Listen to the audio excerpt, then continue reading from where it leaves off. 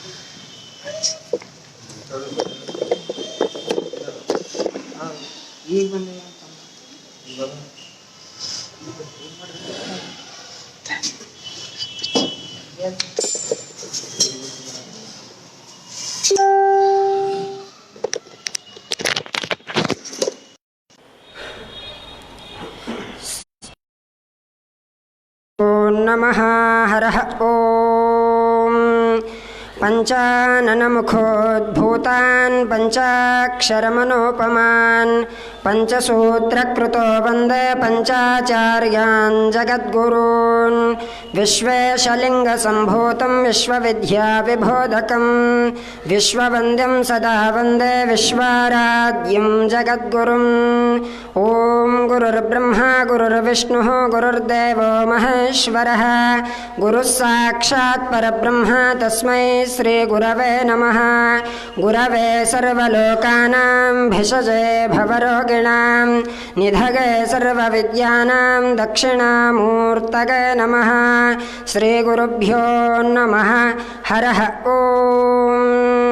ॐ गणानां त्वा गणपतिगुं हवामः कविं कवीनामुपमस्रवस्तमं ज्येष्ठराजं ब्रह्मणां ब्रह्मणस्पत आनशृण्वन्नोतिभिः सेदसाधनं निषुषेद गणपते गणेशु त्वामाहुर्विप्रथमं कवीनां नरुते त्वत्क्रियते किञ्चनारे महामर्कं मघवं चित्रवर्च्या अभिज्ञानो मघवन्नादमानात् सखे भोदिवसुपते सखेनां रणं कृतिरणकृत्सत्यशुष्मा भक्ते चिदाभजा रागे अस्मान्।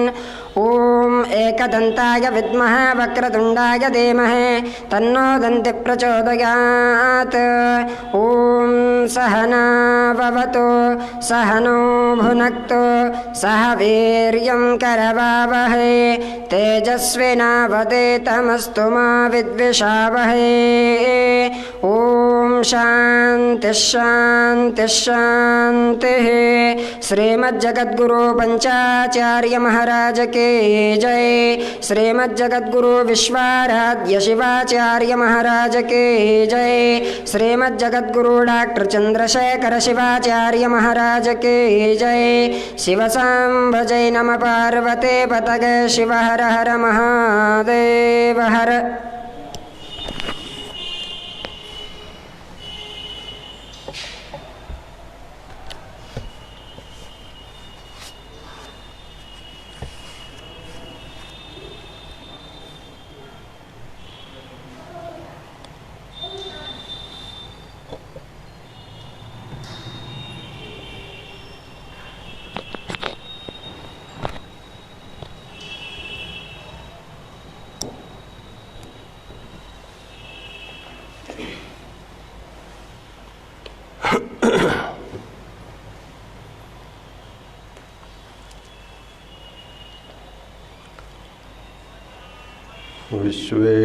विश्वेशलिङ्गसम्भूतं विश्वविद्याविबोधकं विश्ववन्द्यं सदा वन्दे विश्वाराध्यं जगद्गुरु।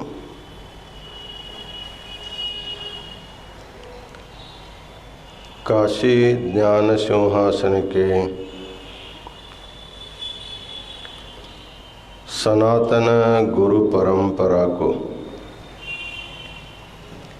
अनंत प्रणिपात समर्पित करते हुए इस पवित्र चातुर्मास में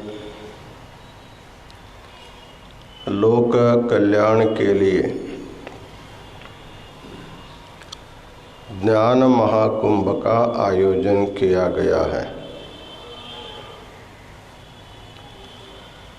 इस ज्ञान महाकुंभ में सभी प्रांतों के विद्वान शिवाचार्य गण विविध भाषाओं में अपना अमूल्य धर्म संदेश देते आए हैं। आज का धर्म संदेश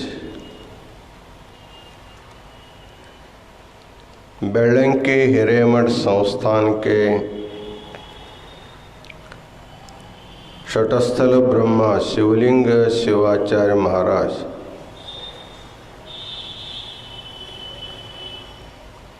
अतिशय उत्कृष्ट रीति ने प्रबोधन किया है। शिवलिंग शिवाचार्य महाराज काशी विश्वाराध्य गुरुकुल के भूतपूर्व छात्र हैं। बहुत ही परिश्रम करके उन्होंने अध्ययन किया। धर्म प्रबोधन के साथ ही साथ कृषि कर्म में भी वो अत्यंत परिनिष्ठित है। बहुत अच्छे ढंग से कृषि क्षेत्र में भी विकास किया है। ऐसे शिवाचार्य स्वामी जी को इस पवित्र श्रावण मास के उपलक्ष्य में उनको अनंत मंगल आशीर्वाद प्रदान करते हैं। आज के इस धर्म सभा में तपोनुष्ठान के लिए उपस्थित अंबाजोगाई शंभुलिंग संस्थान मठ के शटस्थल ब्रह्मा शंभुलिंग शिवाचार्य महाराज संपूर्ण चातुर्मास का सूत्र संचालन कर रहे हैं। बार्शी दहीवड़कर मठ के शटस्थल ब्रह्मा गुरुसिद्ध मणिकंठ शिवाचार्य महाराज जगतगुरु विश्वाराध्य गुरुकुल के समस्त विद्यार्थी गण, सेवक वर्ग और समस्त यात्रार्थी और माताओं,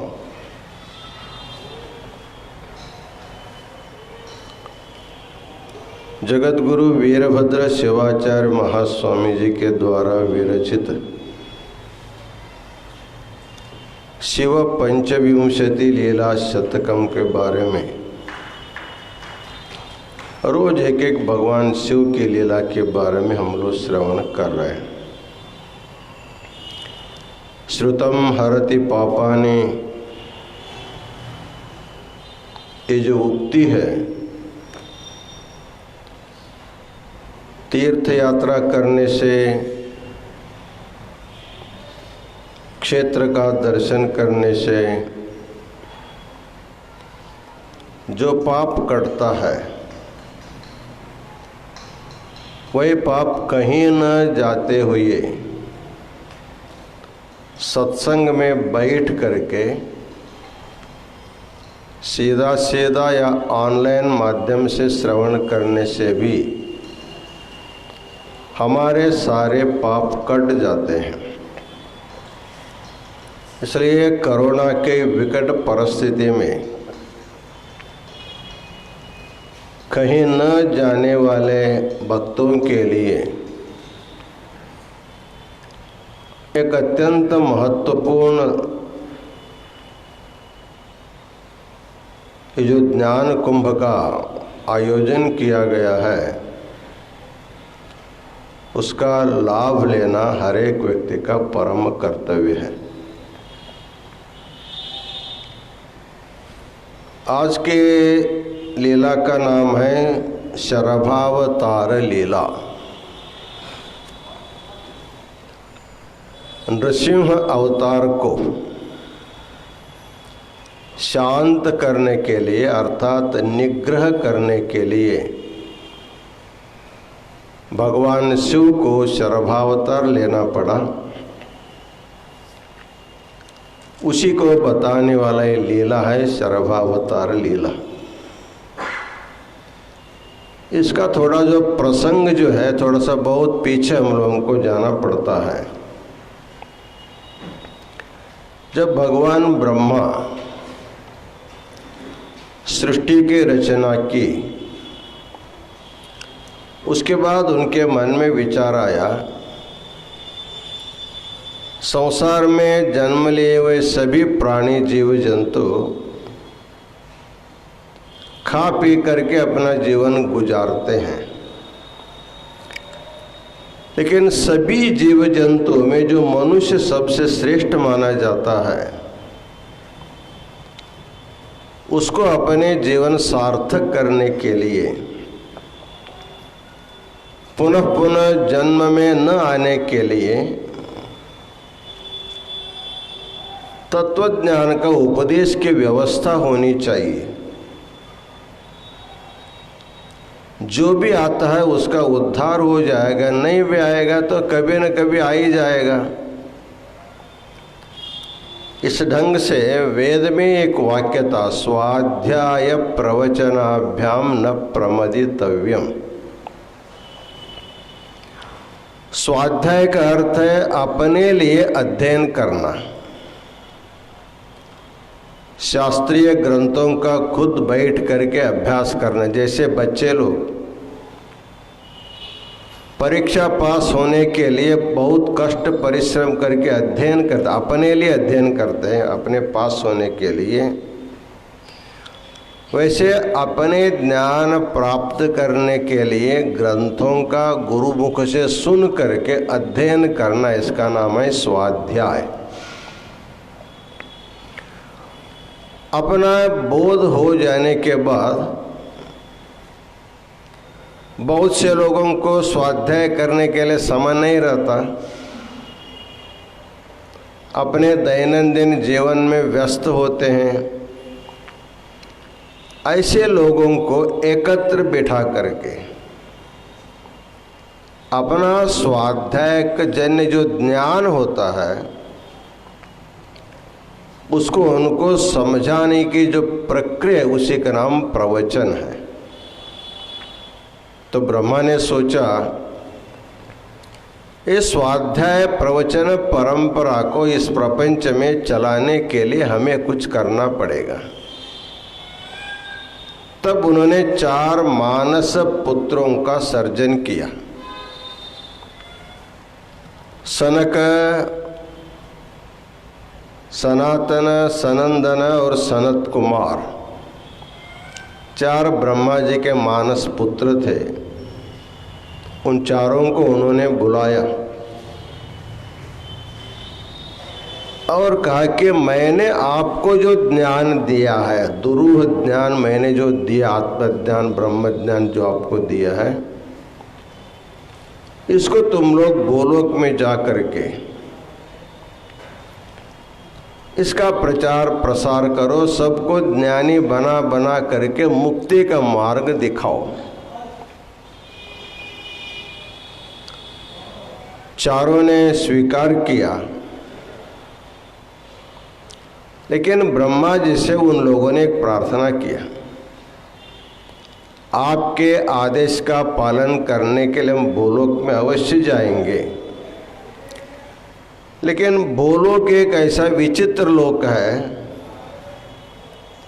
एक बार जीवात्मा भूलोक में पैर रखने के बाद फिर वहाँ से वो आता नहीं, वहीं घूमते घूमते वहीं रह जाता है।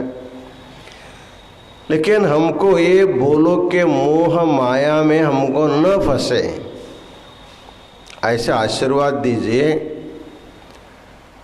और हम हमेशा जितना दिन भूलोक में रहेंगे उतना दिन हम लोग केवल 5 वर्ष के बालक के जैसे रहेंगे, क्योंकि हमारे मन में कोई प्रकार का विकार न आवे। ऐसे आप हमारे ऊपर अनुग्रह कीजिए। तब ब्रह्मा जी ने कहा तथास्तु। थोड़ा दूर जाने के फिर वापस आए ब्रह्मा जी के पास। आपने कहा कि स्वाध्याय प्रवचन से प्रमाद नहीं करना चाहिए। प्रमाद का अर्थ है आज किया कल नहीं किया, फिर किया फिर 2 दिन छोड़ दिया। उसके जो निरंतरता होती है, जैसे हम लोग श्वासोच्छ्वास निरंतर लेते हैं, पेट के लिए भोजन हम 2 समय निरंतर लेते रहते हैं, उसी प्रकार हमारी जो बुद्धि है, हमारा जो मन है, हमारा जो चित्त है, उसके लिए भी उत्तम आहार, विचार आहार देना चाहिए। खाया हुआ अन्न जो है रक्तनाड़ के द्वारा सभी अंगों को पहुंच होता है, लेकिन हमारे सुनाए गए जो ज्ञान भंडार जो रहता है वही हमको प्रवृत्ति निवृत्ति के लिए कारण बनता है। सन्मार्ग में प्रवृत्ति, दुर्मार्ग में निवृत्ति होने के लिए हमारा ज्ञानी कारण होता है। इसलिए आदमी को जैसे आहार जल पानी में हम लोग अत्यंत आसक्त होते हैं, रोज 1 समय 2 समय अवश्य लेते हैं, उसी प्रकार बौद्धिक आहार, ज्ञान रूपी आहार का भी हम लोगों को रोज रोज मिलना चाहिए, तभी हमारी बुद्धि सही होती है। नहीं तो बुद्धि अपनी शक्ति गंवा लेती है। जैसे प्रवाह आता है वैसे हम लोग बह के चले जाते हैं। तो लोगों ने 4 पुत्रों ने ब्रह्मा से विचार किया, हम तो तैयार है जाएंगे, स्वाध्याय हमारा स्वतंत्र है, हम कहीं पर भी बैठ करके कर सकते हैं। आपने जो प्रवचन भी नहीं छोड़ने को बोला है, रोज प्रवचन करने के लिए, प्रवचन करने के लिए सुनने वाले व्यक्ति की आवश्यकता होती है। समझ ले हम किसी गांव में गए, गांव का एक भी आदमी प्रवचन सुनने के लिए नहीं आया, तो हम किसके सामने प्रवचन करना। एक भी आ गया तो कर सकते, लेकिन एक भी नहीं आए किसी गांव में, उस दिन हमारा स्वाध्याय होगा लेकिन प्रवचन नहीं होगा, उसमें तो बाधा आ जाएगी। उसके लिए क्या करना है? ब्रह्मा जी बताते हैं तुम लोगों की चिंता मत कर, तुम लोग 4 लोग हैं, स्वाध्याय अपना अपना करना। जब प्रवचन करना, एक आदमी उच्च आसन पर बैठो, 3 आदमी सामने बैठो, तुम्हारे तीनों को देख कर और 3 आएंगे, 10 आएंगे, 100 आएंगे, 500 आएंगे, 1000 आएंगे, लोग सुनते रहेंगे। इसलिए तुम 4 लोग होने के कारण तुम्हारा स्वाध्याय प्रवचन की जो परंपरा है, जो आदेश है, वो कभी बंद नहीं पड़ेगा। इसलिए तुम जा करके इसका प्रचार प्रसार करो। वो 4 लोग प्रचार किया, इसलिए हमारे देश में निरंतर सब जगह स्वाध्याय भी चलता है, साधु संतों का, ज्ञानियों का, गुरुजनों का प्रवचन भी चलता है। आज तंत्र ज्ञान के माध्यम से जिन साधु संतों का कभी देखा भी नहीं है, उनको अपने मोबाइल में आप देख सकते, सुन सकते, ऐसी व्यवस्था हो गई है। तो पहले जमाने की अपेक्षा सुनने वाले के लिए, आत्मचिंतन करने वाले के लिए बहुत सुविधा हो गई है। उसका सदुपयोग सबको अवश्य करना चाहिए। वैसे सनक, सनंदन, सनातन, सनत कुमार ये भूलोक में प्रचार प्रसार करते करते एक बार भगवान विष्णु का दर्शन करने की इच्छा उनके मन में होती है। तब चारों मिल करके वैकुंठ में आते हैं। प्रायः प्रत्येक भगवान के उनके अंतःपुर के द्वार पर कोई न कोई एक संतरी रहता है, द्वारपाल। जो भी आएगा सीधा सीधा अंदर ना आ जाए। अंदर जिसको मिलना उनकी अनुमति लेने के बाद उनको अंदर छोड़ने की व्यवस्था होती है। जैसे भगवान शिव के कैलाश में नंदी रहता है द्वार पर, वैसे भगवान विष्णु के वैकुंठ में जय और विजय नामक के दो भगवान के भक्त थे। विष्णु भगवान पर अत्यंत निष्ठा करने वाले जय विजय दोनों खड़े होकर के दिन रात पहरा देते थे। उस समय चारों बालक वहाँ गए। भगवान दरवाजा बंद करके विश्राम कर रहा होगा। उस समय चारों आकर के द्वारपाल से बोले, हमको भगवान विष्णु भगवान का दर्शन करना है, इसलिए हमको अंदर छोड़ दीजिए। द्वारपाल 5 वर्ष के बच्चों को देखा, उनके शरीर देखा, उनका उम्र देखा, उनको ज्ञान उनको मालूम नहीं कौन है। फिर दोनों मिल करके इनको बोले, अरे जब चाहे तब भगवान का दर्शन नहीं होता, अभी भगवान का विश्रांति का समय, भगवान सो रहे हैं, इसलिए इस समय तुमको दर्शन नहीं होगा। वो बोले, अरे भगवान कभी सोता है क्या? भगवान नित्य जागृत रहता है। जिस दिन वो सोता उस दिन प्रलय हो जाता है, इसलिए भगवान कभी सोता नहीं है। तुम जाओ, जा करके भगवान से परमिशन ले करके हमको अंदर छोड़ो।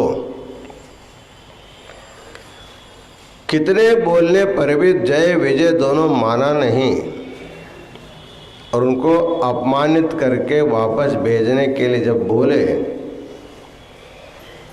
तब चारों कुमार क्रुद्ध हो गए। अरे तुमको जो स्थान मिला है उसका तुम दुरुपयोग कर रहे हो। भक्त और भगवान के बीच में तुम जो जोड़ने का काम करना चाहिए तुमने तोड़ने का काम कर रहे हो। यदि कोई भक्त आतुरता से भगवान का दर्शन करने आता तो उसमें दरवाजा बंद करते तो महापाप होता है। इसलिए तुम जो है अच्छे स्थान पर रह करके भी, भगवान के सानिध्य में रह कर भी तुम्हारी बुद्धि ठीक नहीं है। इसलिए जो व्यक्ति भक्त और भगवान के बीच में प्रतिरोधक हो जाता है, प्रतिबंध करता है, वो तो राक्षस होता है। इसलिए तुम दोनों राक्षस जन्म में जाओ, ऐसे चारों ने शाप दे दिया। ये शाप अंदर से भगवान विष्णु भगवान ने सुना। अरे अरे कुछ न कुछ गड़बड़ हो गया, तो तुरंत खुद बाहर आए। आकर के चारों से बोला, अरे आप लोग इतने क्रुद्ध क्यों हैं? हम आपके इतने दिन के बाद दर्शन के लालायित होकर गए थे, हमें और कुछ ने काम नहीं, हम केवल आपका दर्शन कर जाते रहे, लेकिन इन लोगों ने हमको प्रतिबंध किया, इसलिए इनको हमने शाप दिया। दोनों जय विजय भगवान से प्रार्थना करने लगे, हम तो आपकी ड्यूटी करते रहे, सेवा करते रहे, आपके जो आज्ञा का पालन हम लोग करते रहे, लेकिन आपका आज्ञा का पालन करते हुए हमें राक्षस होना पड़ रहा है। भगवान किसी न किसी तरह से हमको इससे विशाप दिला दीजिए, विशाप से मुक्ति दिला दीजिए। भगवान ने कहा ऋषियों के मुख से एक बार वाणी निकल जाती है तो वो कभी वापस नहीं होती है, इसलिए तुम उनके योग्यता को बिना जाने उनको अंदर नहीं छोड़ने के कारण उन्होंने तुमको जो शाप दिया है, यदि आपको शाप से मुक्ति मांगना हो तो उन्हीं से मांगो। उसके लिए क्या वो शाप देंगे? तो दोनों चारों ऋषि पुत्रों के लिए विनती करने लगे, हमको इस शाप से मुक्ति, हम हमेशा भगवान के सानिध्य में रहने वाले राक्षस होकर के कहाँ रहेंगे हम लोग। तो चारों कुमारों ने कहा तुम दोनों को राक्षस तो होना ही होना है, लेकिन राक्षस जन्म में तुमको 3 बार जन्म लेना पड़ेगा। राक्षस हो करके 3 बार जन्म लेना पड़ेगा, और तीनों जन्मों में भगवान विष्णु के साथ इतना वैर करना, इतना विरोध करना, इतना विरोध करना, तुम्हारे होने वाले अपराध को देख करके खुद भगवान आकर के तुम्हारा संहार करेगा, तब तुम्हारा शाप मुक्त होगा। वो लोग कहने लगे भगवान के साथ विरोध, जिस भगवान के आज्ञाधारक सेवक होकर के हम लोग सेवा करते विरोध कैसे करेंगे? भगवान ने समझाया देखो, विरोध करना भी एक प्रकार की भक्ति है। एक होती है श्रद्धा भक्ति, भगवान के ऊपर प्रेम करके भक्ति करना, ये भी भक्ति है। और भगवान के ऊपर, भगवान के साथ विरोध करके, अत्यंत विरोध करके रहना भी एक प्रकार का भक्ति है। भक्त क्या करता है? निरंतर भगवान का नाम स्मरण करता है, ध्यान करता है, कभी भूलता नहीं। भक्त शरीर से, वाणी से, मन से भगवान के पास ही रहता है। शरीर से भगवान की पूजा करता है, वाणी से भगवान की स्तुति करता है, मन से भगवान का ध्यान करता है। इस प्रकार शरीर, वाणी, मन तीनों करणों के साथ हमेशा जुड़ा हुआ रहता है। उसी प्रकार जो वैर करेगा, विरोध करेगा, वह भी सदा सदा भगवान के साथ जुड़ा ही रहता है। रामायण में एक प्रसंग आता है, राम रावण का युद्ध हुआ। उस समय राम के तरफ से युद्ध करते रहे जो अनेक कपि सेना थी, वो भी मर गए थे, और रावण के साथ खड़े होकर के युद्ध करने वाले अनेक राक्षस भी मर गए। युद्ध समाप्त हो गया, रावण का वध हुआ, विभीषण का पट्टाभिषेक भी हो गया। तब राम जी के मन में विचार आया, विरोध तो हमारे दोनों में, रावण और राम में विरोध था, बाकी लोगों का विरोध नहीं था, हमारे लिए लोगों ने लड़ा और मर गया। इन सभी लोगों को जीवित करना चाहिए, ऐसा विचार राम जी के मन में आया। उन्होंने देवेंद्र से प्रार्थना किया, इंद्रदेव तुम्हारे पास अमृत है,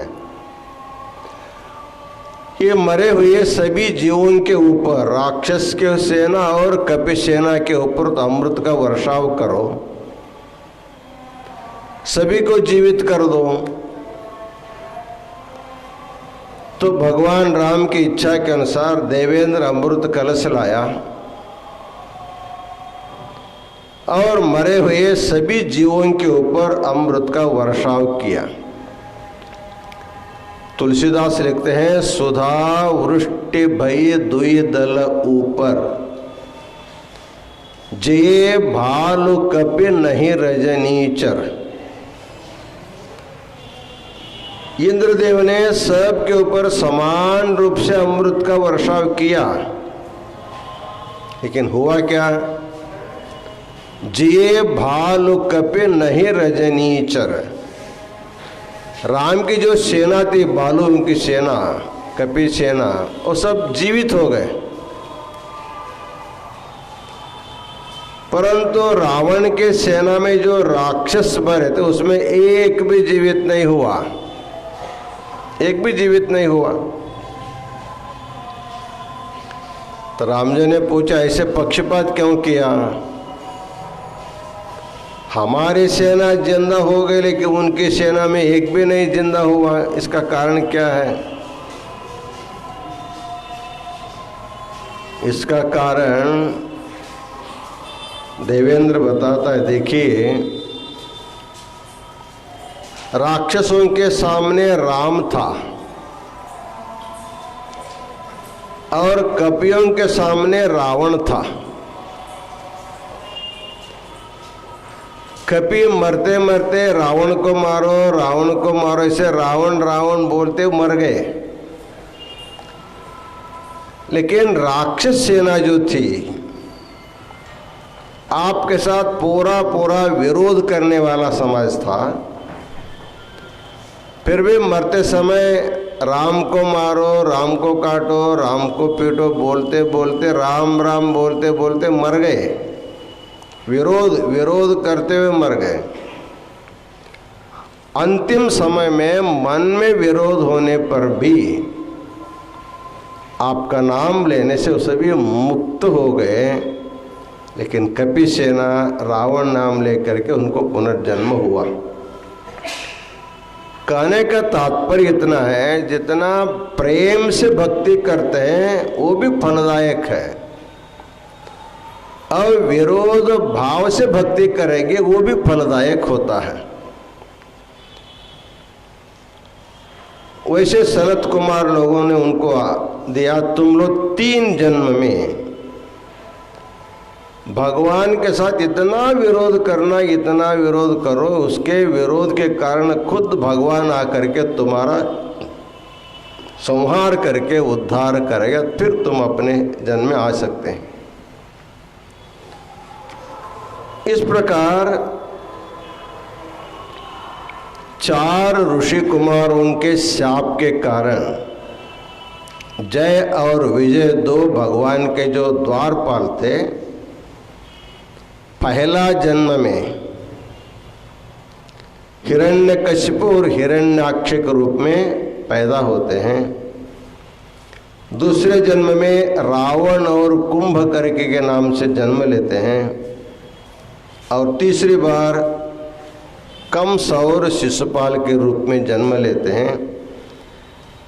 रावण के साथ राम का विरोध हुआ तो मतलब ये एक प्रकार का नाटक है। वो सीता का अपहरण करना, युद्ध करना, क्योंकि उनको उस जन्म से मुक्ति पाने के लिए उनको भगवान के साथ विरोध करना था।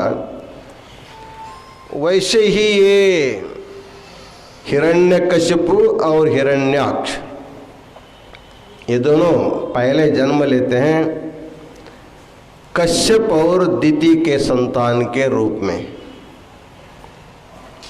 तो इस सर्वावतार लीला के बारे में जगत गुरु लिखते हैं,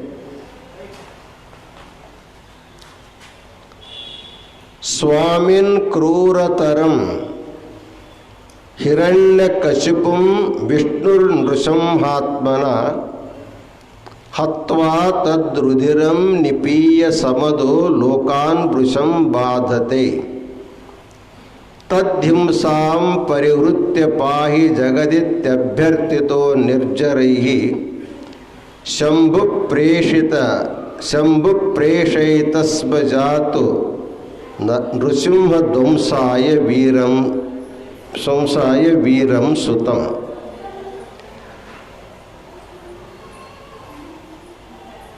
इसमें जो हिरण्यकशिपु और हिरण्याक्ष के रूप में जिन दोनों का जन्म हुआ,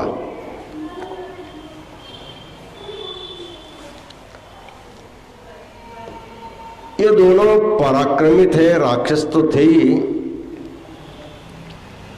उसमें जो हिरण्याक्ष था, उसका जो भाई, हिरण्यकशिपु का जो भाई था हिरण्याक्ष, उन्होंने एक बार ये जो सारी पृथ्वी है ना, इस पृथ्वी को पूरा पूरा उठा करके पाताल में ले गया। पाताल में जा करके समुद्र के नीचे पाताल में उसको रख दिया। तो भूमि पर रहने वाले जीव जंतु पानी में कैसे रहेंगे? जलचर जीव तो जल में रह सकते हैं, भूमि में रहने वाले भूमि को रहना पड़ता है। तो पूरे भूमंडल में रहने वाले प्राणियों को जगना मुश्किल हो गया, और भूलोक में जीव नहीं है तो देवों को नैवेद्य भी नहीं मिलता। पूजा करने वाले यही लोग हैं, अर्पण करने वाले। तब सारी देवी देवता भगवान विष्णु से प्रार्थना किया, भगवान हिरण्याक्ष सारी पृथ्वी को पाताल में जा करके छिपा के रखा है। पाताल में जा करके पृथ्वी को ऊपर ला करके उसका उद्धार किया और हिरण्याक्ष को संहार किया। विष्णु ने हिरण्याक्ष का संहार करने के बाद उसका जो बड़ा भाई था हिरण्यकशिपु, उनको विष्णु के ऊपर क्रोध प्रारंभ हुआ, वैर भाव। मेरे भाई को उन्होंने मार दिया। तब उन्होंने कठोर तपश्चर्या करना शुरू किया कि भगवान विष्णु के साथ मुझे युद्ध करना होगा, तो उससे भी बड़ी शक्ति मेरे पास आनी चाहिए। मैं दुर्जय अजय अमर हो करके विष्णु को मुझे मारना है, ऐसा उनके मन में संकल्प किया। संकल्प करके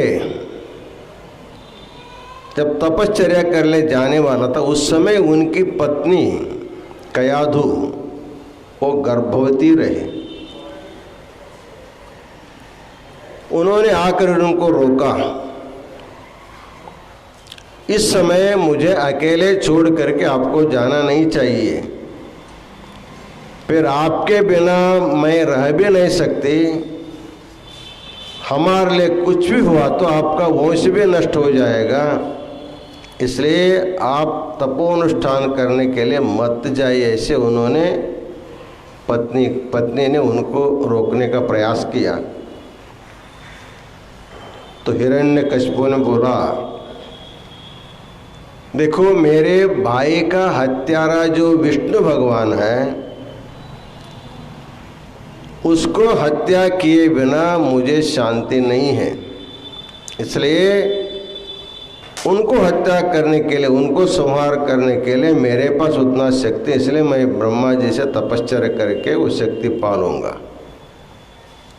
तो बाद में समझा बुझा करके मैं जल्दी आऊँगा, तब तक मुझे ब्रह्मा जी का वर भी मिलेगा, इधर पुत्र रत्न का मुख भी दर्शन होगा, दोनों फायदा होगा करके पत्नी को समझा करके जब तपश्चर्या करने के लिए चला गया,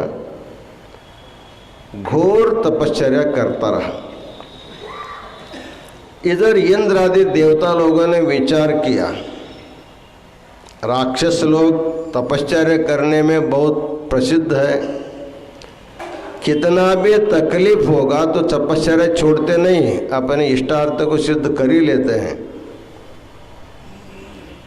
तो इनको तपश्चर्या करते करते वो वहाँ ही मर जाना चाहिए और इनके पत्नी का अपहरण करके हम लोग अपने स्थान में रखेंगे। जब इसका बच्चा होगा उसको भी तुरंत हम मार देंगे, तो राक्षस वंश ही आगे नहीं होगा, तो हमारे लिए कोई कंटक नहीं रहेगा।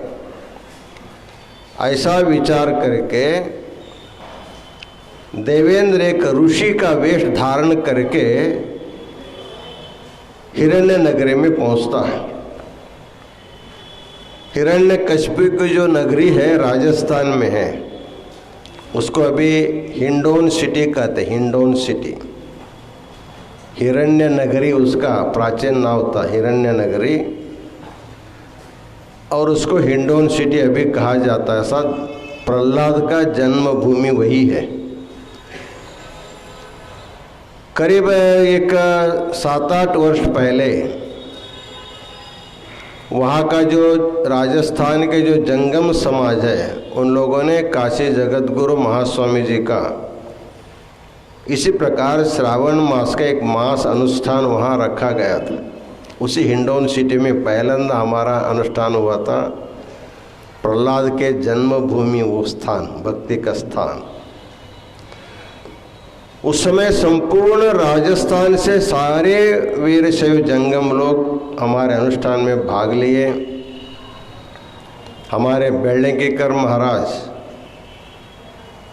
और आवशेकर महाराज, दोनों शिवाचार्य हमारे साथ रहे। रोज प्रतिदिवस दीक्षा आयाचार कार्यक्रम होता रहा। करीब करीब 10,000 के ऊपर लोगों को उस समय दीक्षा समारंभ हुआ। और अनुष्ठान के समाप्ति में संपूर्ण राजस्थान का वीरशैव समाज, हरियाणा का वीरशैव समाज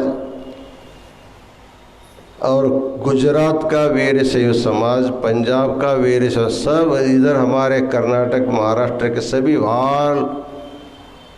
अखिल भारतीय वीरशैव सम्मेलन हम लोगों ने रखा था।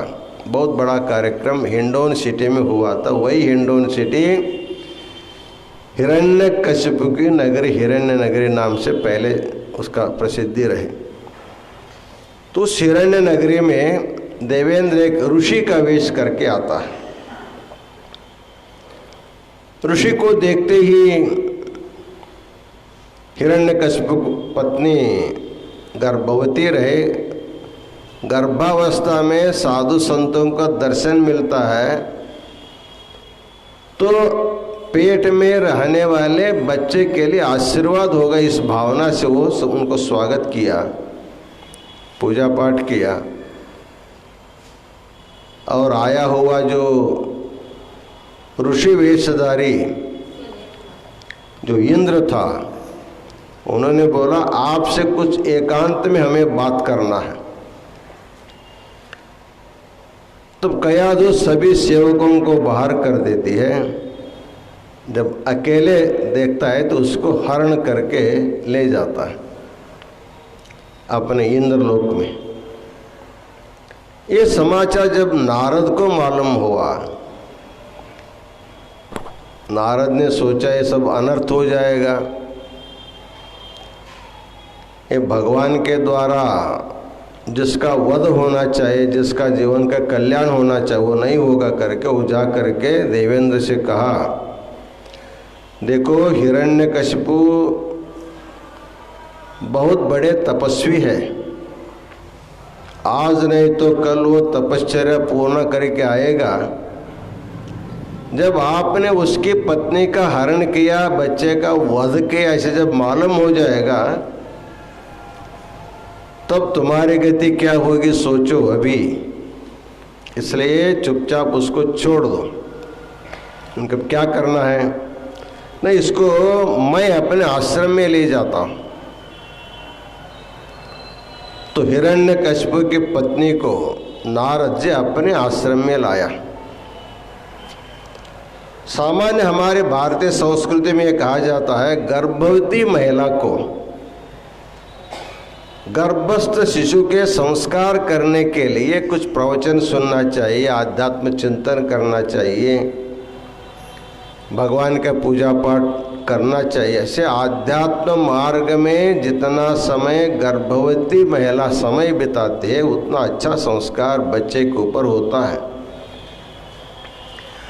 इसलिए सनातन वीरशैव धर्म में 8वें महीने में लिंग धारणा करके मंत्रोपदेश देने की परंपरा है, गर्भस्थ शिशु को संस्कारित करने के लिए।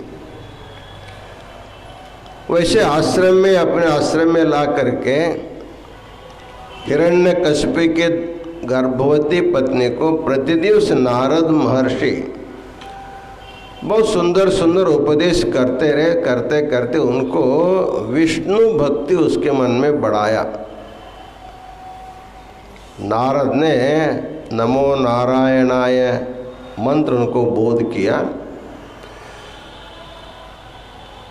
जैसे हम लोग शब्द सुनते हैं वैसे गर्भ में रहने वाला 8 महीना का शिशु भी गर्भ में बैठ करके बाहर का शब्द सुनता रहता है।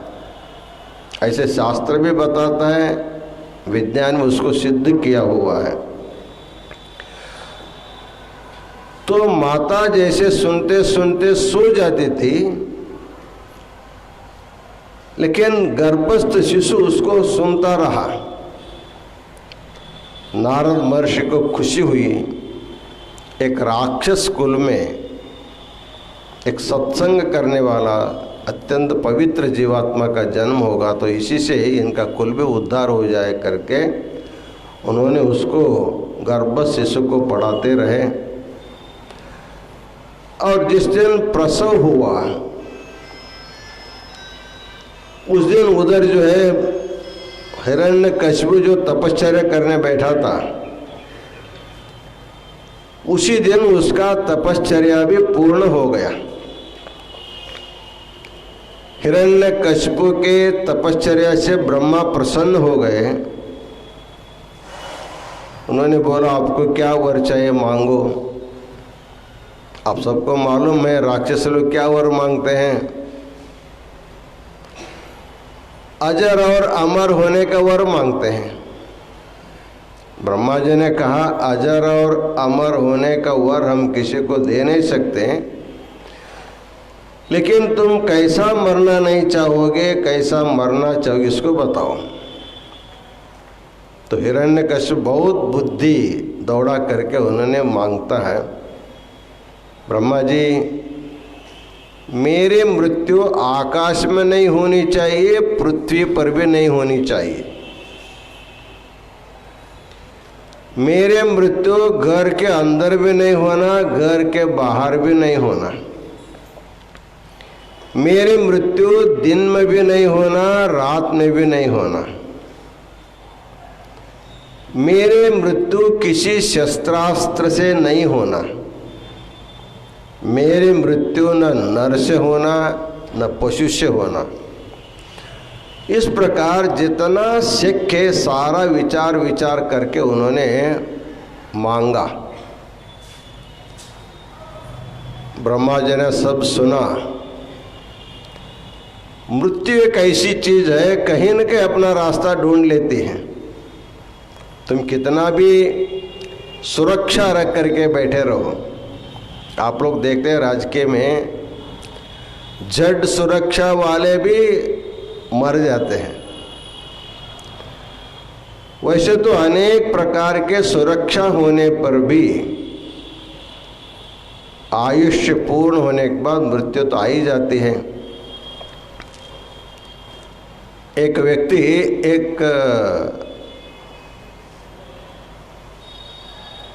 एक बड़ा फल लिया और उसको क्या किया, उसको फल को सुरक्षित रखने के लिए एक लोहे का कवच बनाया।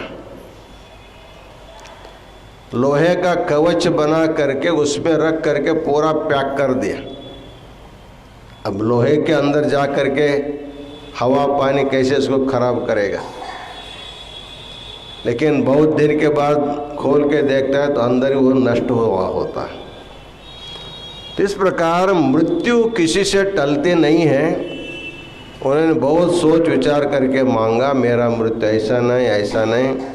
ब्रह्मा ने कहा तथास्तु, ठीक है। जब इसको अपने को अजय मान लिया, दुर्जय मान लिया, तब आदमी जो अत्याचार करना शुरू करता है। इतना अत्याचार करता था, इतना अत्याचार करता था। और जैसे ब्रह्मा जी से वर लेकर के घर आया, नहीं नारद के आश्रम में आया, पत्नी वहीं रही, उसी दिन बच्चे का जन्म हुआ था। दोनों प्रसन्नता थी। ब्रह्मा जी का वरदान भी मिला था, इधर जो है बच्चा भी पैदा हुआ था। प्रसन्नता में पत्नी ने बोला इसको नामकरण कीजिए, क्या नामकरण करना होगा? तो कौन करेगा? वहाँ नारद एक ही ऋषि थे, चलो तुम ही करो इसका नाम। तब नारद ने सोचा ये जो बालक है सबको आह्लाददायक होगा, सुखदायक होगा, संतोषदायक होगा, संसार के लोगों को प्रसन्नता आनंद देने वाला, इसलिए इसका नाम प्रह्लाद, प्रकृष्ट आह्लाद प्रदान करने वाला, ऐसे उसको नामकरण करते हैं। उसको गर्भावस्था में नारायण का मंत्र उपदेश हुआ था। जैसे जैसे वो बड़ा हो जाता है उसको गुरुकुल में भेजते हैं गुरुजी के पास पढ़ने के लिए। गुरुजी जो भी सिखाते उसको तुरंत तुरंत पढ़ करके पाठ पढ़ाता है। गुरुलोक प्रहलाद को हिरण्यकश्यप के पास, आपके बच्चे को पूरा पढ़ाई हो गई है, आप इसकी परीक्षा कीजिए। तब हिरण्यकश्यप ने प्रहलाद से पूछा तुमने क्या क्या पढ़ा है बताओ। उन्होंने बोला मैं तो बहुत कुछ पढ़ा हूँ, लेकिन सभी मैंने वेद आगमों का जो मैंने पढ़ा लिखी किया है उसका सार क्या है मैं बोलता हूँ। बोला उसका सार क्या है? उन्होंने कहा उसका सार हरि है। तब इनको इतना द्वेष हुआ, जिस हरि ने मेरे भाई को मार डाला है उसी का तुम चिंतन करते हो, उसी का स्मरण करते हो। इस प्रकार नारद प्रहलाद के मन में जो हरि भक्ति थी उसी भक्ति के कारण जो है हिरण्यकश्यप का क्रोध बढ़ने लगा। कितने बार बोलने पर भी माता समझाया, पिता समझाया, गुरु लोगों ने समझाया, फिर भी उस नाम छोड़ने के लिए तैयार नहीं था। तब हिरण्यकश्यप के मन में उसको मारने की इच्छा हो जाती। अपना ही पुत्र है लेकिन मेरे शत्रु का स्मरण करता है, उनको नाम सुनते मुझे क्रोध आ जाता है, इसलिए इसको मार देना चाहिए करके अनेक उपाय करता। आप लोगों को सब कथा मालूम है। उनको हाथी के पैरों तले रोने का प्रयत्न करता फिर भी नहीं मरता है। बड़े बड़े अजगर सांपों को ला करके दसाता है फिर भी वो मरता नहीं है। स्वतः माता के द्वारा विष पिलाया जाता है तो भी मरता नहीं। समुद्र में फेंकते हैं फिर भी डूब के मरता नहीं है। आग में जलता नहीं, हवा में उड़ के जाता नहीं। नयनम छिंदन्ति शस्त्राणि नयनम दहति पावकः न चैनम क्लेदयन्त्यापः न शोषयति मारुत, जैसे गीता में कहा गया है। वैसे भगवत भक्त प्रहलाद के ऊपर किसी भी महाभूत का कुछ भी प्रभाव नहीं हुआ। तो हिरण्यकश्यप की एक बहन थी, उसका नाम होलिका। उनको एक वर मिला था, अग्नि में बैठने पर भी उसको अग्नि स्पर्श नहीं करता था, उसको जलाता नहीं था, ऐसे उनको एक वर मिला था। तब हिरण्यकश्यप ने बोला अपने बहन को बुला करके, देखो सारा उपाय हो गया, अब तुम एक अग्नि चिता निर्माण करेंगे, उसको ले करके बैठ जाओ। तुम तो जलोगे नहीं, ये जल करके भस्म हो जाएगा, समाप्त हो जाएगा, हमारी इच्छा पूर्ण हो जाएगी। उसी प्रकार एक चिता तैयार करते हैं, जैसे होली में हम लोग जलाते हैं, उसी प्रकार लकड़ी तैयार किया। उसमें प्रहलाद को बुलाया, वो भी खुशी से आया और उसके साथ जा करके उस चिता पर लकड़ी पर बैठ कर सब आग लगा दिए। आग लगते लगते जैसे उसके पास आया, प्रहलाद को उसका अग्नि का कुछ भी स्पर्श नहीं होता है। उनके माता सामने बैठ करके देखते वो दृश्य, अपने सामने अपना बच्चा अग्नि में जल रहा देख करके माता को क्या कितना तकलीफ होता होगा। वो चिल्लाती रही। प्रहलाद कहता रहा मुझे कुछ नहीं हो रहा है, मुझे यहाँ पर एयर कंडीशन की ठंड हवा मिल रही, मुझे कुछ भी अग्नि का स्पर्श नहीं हो रहा है। जब बच्चे को कुछ नहीं हो रहा है तो माता को तो समाधान हुआ। थोड़े समय के बाद होलिका चिल्लाने लगी। जिसको अग्नि नहीं जलाने का वरदान था वो जलने लगी। उसका कारण था कि आपको जो वरदान मिलता है उस वरदान के से लोग की रक्षा करनी चाहिए और खुद की रक्षा करनी चाहिए, लेकिन वरदान का दुरुपयोग करके किसी को मारने के लिए जाते हैं तो वरदान जो है फेल हो जाता है। उसी प्रकार होलिका का जो वरदान मिला था वो शक्तिहीन हो गया और होलिका जल गई, लेकिन प्रहलाद को कुछ भी नहीं हुआ। इसलिए होली के हम लोग होली जलाते हैं ना, होली जलाते, होली जला मतलब होलिका को जलाने का उस समय का प्रसंग को याद करने के लिए भी ये किया जाता है। इस प्रकार प्रहलाद जब किसी ढंग से मरने के लिए उनका उपाय नहीं मिला तो बाद में हिरण्यकश्यप पूछता है, अरे तुम्हारा वो मायावी हरि कहाँ पर है, हमको उनको दिखाने दो, दर्शन कराओ। इतना वैर आया, अभी वैर इतना बढ़ गया, इतना बढ़ गया, अभी भगवान आकर के मारना है तब इनकी मुक्ति हो जाने वाली थी। उस समय प्रहलाद ने कहा भगवान विष्णु हर जगह पर है, जले विष्णु स्थले विष्णु, जहाँ नहीं है वितत्य व्याप्य तिष्ठति इति विष्णु, जो सर्वत्र व्याप्त है उसी का नाम विष्णु है, यहाँ नहीं वहाँ ऐसा नहीं है। तब हिरण्यकश्यप पूछे इस खंबे में है क्या वो? हाँ है। तो वहाँ जब उसको मारने गया खंभ टूट गया, वहीं से नृसिंह अवतार हुआ। नृसिंह अवतार हो करके भगवान नृसिंह ने उसको पकड़ लिया, ले करके चौखट पर गया, घर का जो चौखट होता है वहाँ जा करके बैठ गया। चौखट का जो पोजीशन होता है घर का अंदर का नहीं, घर का बाहर का नहीं, चौखट के इधर अंदर रहता है, चौखट के उधर बाहर रहता, पूरा पूरा चौखट के ऊपर बैठ गया। मतलब घर के अंदर भी नहीं, घर के बाहर भी नहीं। ब्रह्मा जी ने जैसे वर दिया था उसी प्रकार उसको मारना था।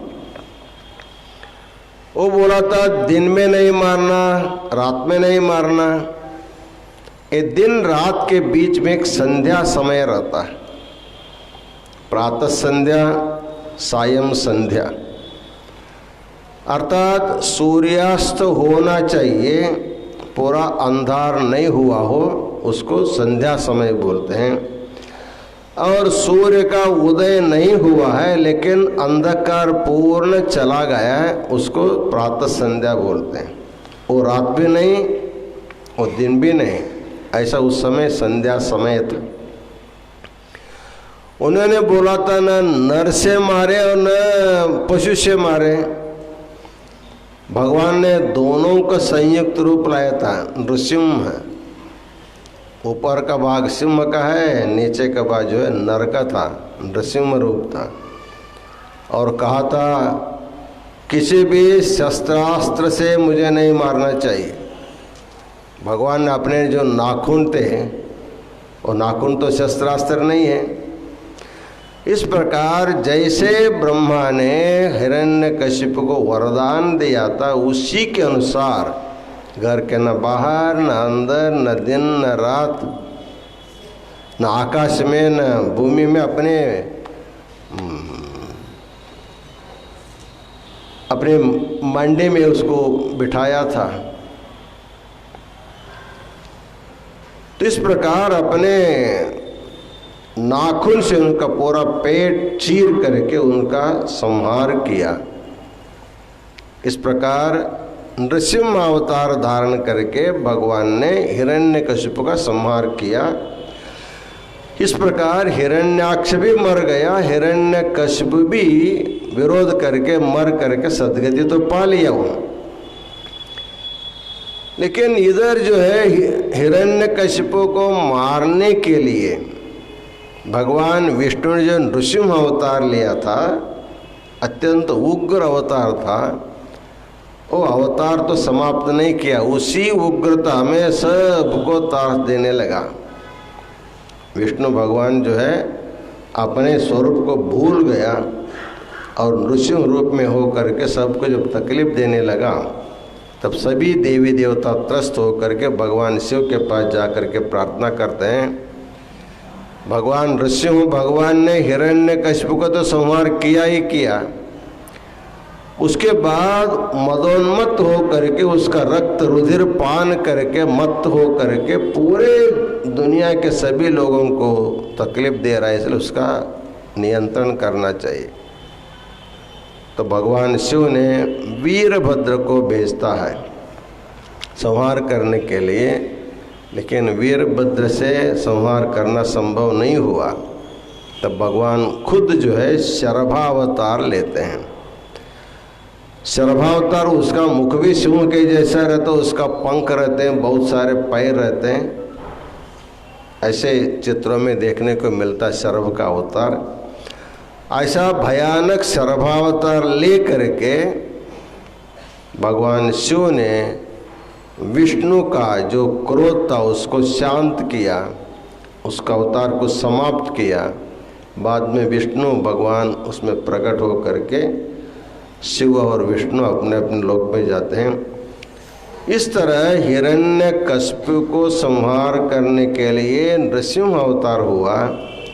उस नृसिंह अवतार को शांत करने के लिए भगवान शिव ने जो शरभावतार लिया, इस प्रकार शरभावतार लीला का श्रवण करने से बड़ी बड़ी आपत्तियां विपत्तियां हमारे ऊपर आने पर भी उस सभी को दूर करने का सामर्थ्य भगवान के शिव के पास होने के कारण आज शरभावतार लीला का हम लोगों ने श्रवण किया।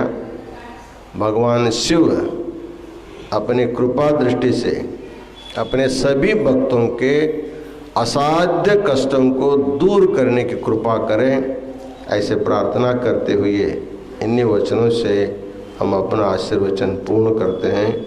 ओम शांति शांति शांति।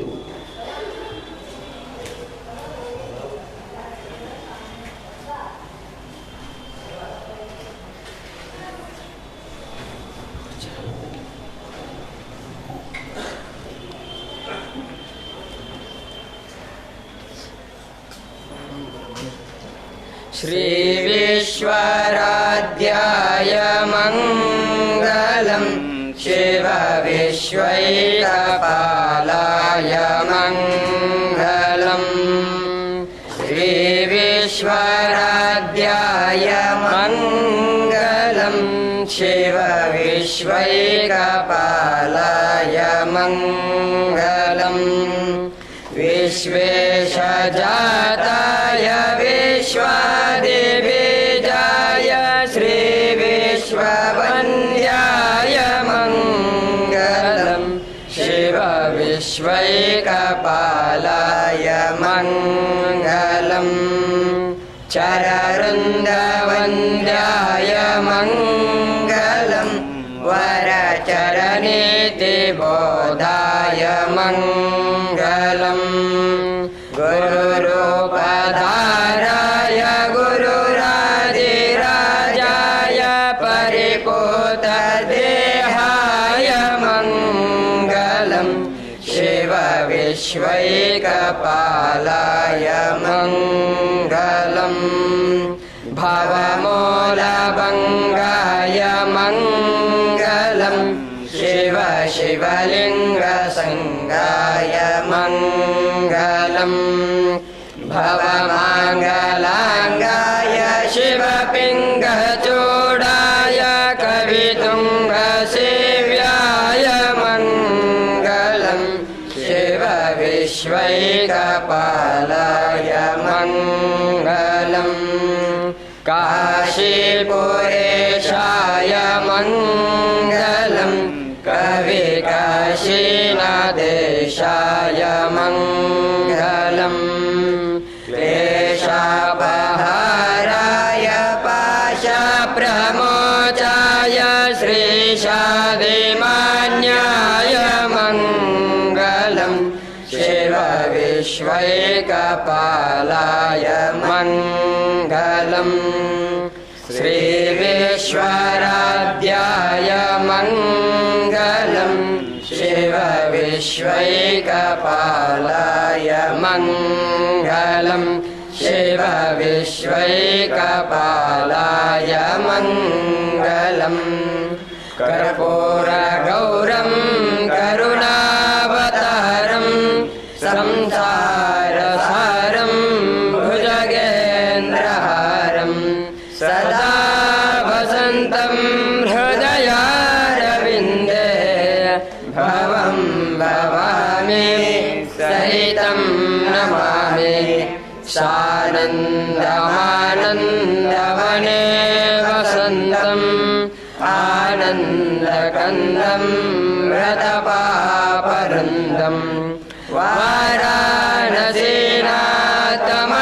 वाराणसीनाथमनाथनाथं श्रीविश्वनाथं शरणं प्रपद्ये श्रीविश्वनाथं शरणं प्रपद्ये विश्वेशलिङ्गसम्भूतं विश्वविद्याविबोधकं विश्ववन्द्यं सदा वन्दे विश्वाराध्यं जगद्गुरुं विश्वाराध्यं जगद्गुरुं श्रीमज्जगद्गुरु पंच श्रीमज्जगद्गुरु विश्वाराध्य शिवाचार्य महाराज की श्रीमज्जगद्गुरु डॉक्टर चंद्रशेखर शिवाचार्य महाराज की काशी विशालाक्षी गंगान्नपूर्णेश्वरी समेत विश्वनाथ भगवान की मानवा धर्मज्ञ विश्वज्ञ शांति वंदे विश्वाराध्यं वंदे पंचाचार्य भजे नमः पार्वती पतये शिवाय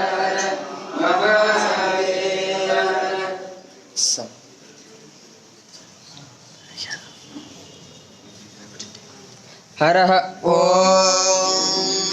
सहस्रशीर्षा पुरुषः सहस्राक्षः सहस्रपात् ततो विश्वतो कृत्वा अत्यधिष्ठधर्माकुलं पुरुष एवेदं सर्वं यद्भूतं यच्च भव्यम् उदामृतं प्रशेषाः गन्धेनाभिरोहते एतावानस्य महिमा अतो जायामुञ्चपूरुषः पादोश्च विश्वभूतानि विपादस्यामृतं दिवे विपादोर्धयत्पुरुषः पादो